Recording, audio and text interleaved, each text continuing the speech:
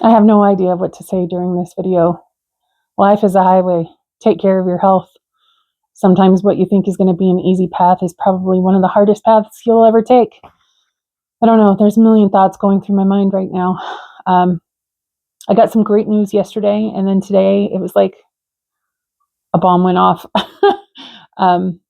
So the great news yesterday is my CEA score, or cancer level basically in your bloodstream or whatever, has dropped all the way from 487 to I am down to a 3.2. And what that just means is that the normal range that you should be in, as far as, not having really a bunch of cancer in your blood, anything 3.8 or less is what my doctor told me would be normal. So I hit 3.2, and that is so exciting. That is just God working miracles right there, because I didn't start chemo until the beginning of this October, and it's January.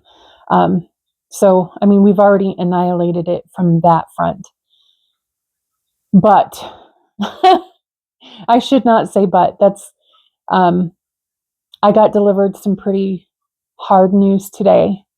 I had my first meeting with the liver surgeon. So I have stage 4 colon cancer that spread to my liver. And the colon isn't the biggest worry, it is my liver.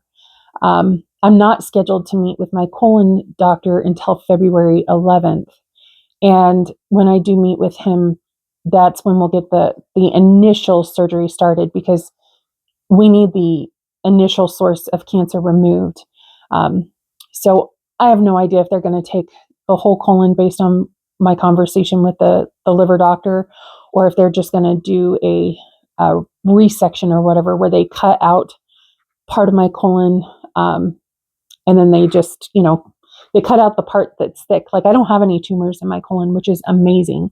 I just have some thickening, and since that's where the cancer originated, that's what they want to remove. So I think they can resection it, where they just cut out a portion of that thickening where the cancer started, and then sew it together, stitch it together, whatever it is that they do, and then let that heal for a few weeks.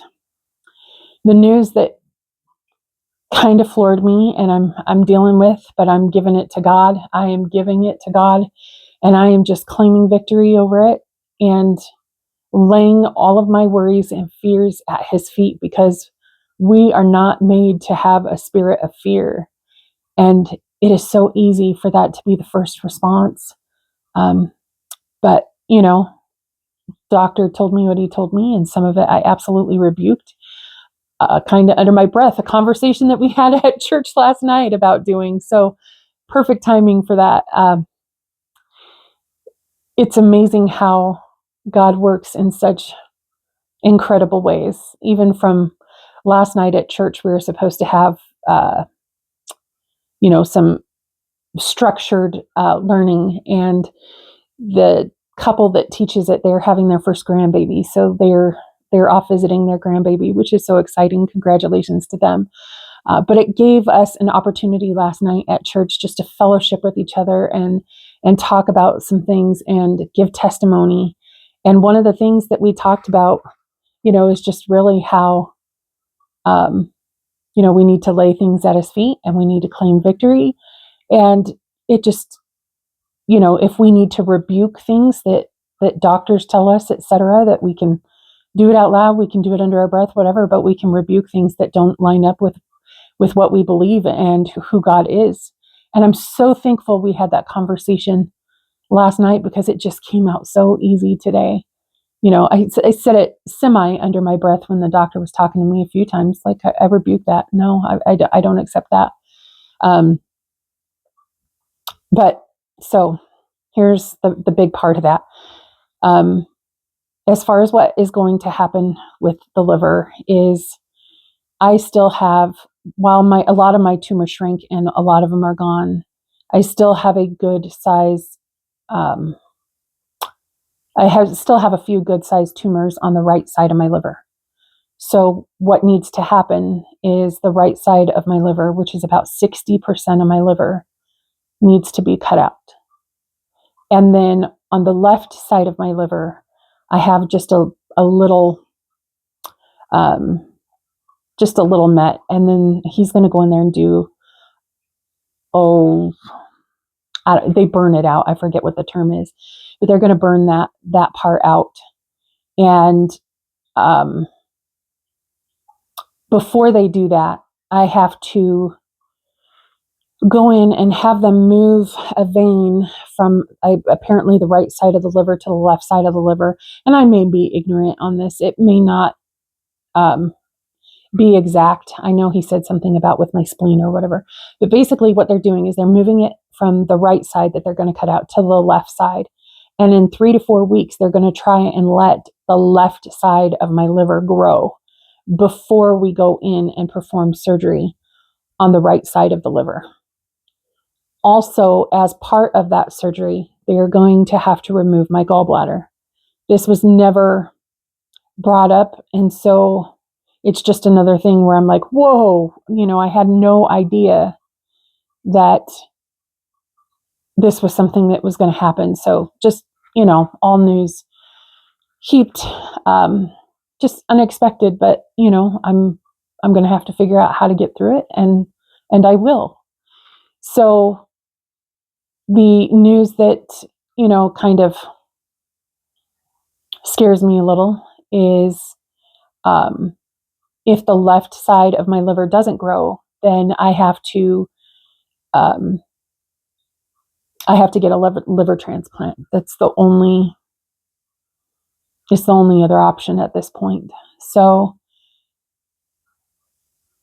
it's a scary ordeal, but I've cried, and I've talked to my family and some friends, and I have given it to God, and it is in His hands.